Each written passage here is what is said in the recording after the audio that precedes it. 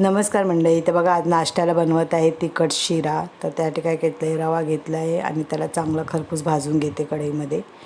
कधी पण तिखट शिरा गोड शिरा करताना रवा छान खरपूस भाजून घ्यायचा. आणि मग काय केलं, एका कढईमध्ये घेतलं तेल, त्यामध्ये टाकलं राई, कांदा आणि कढीपत्ता, मिरची टाकून छान परतून घेतलं. मग त्यामध्ये टाकलं चवीपुरती मीठ आणि साखर टाकून, हळद टाकून छान मिक्स करून घेतलं. आणि मग आता त्यामध्ये आपण भाजलेला रवा टाकून घ्यायचा आणि मग त्याला पण छानपैकी परतून घ्यायचं. तुम्हाला जर माझ्या रेसिपी आवडत असेल, चॅनल आवडत असेल तर नक्की चॅनलला सबस्क्राईब करा.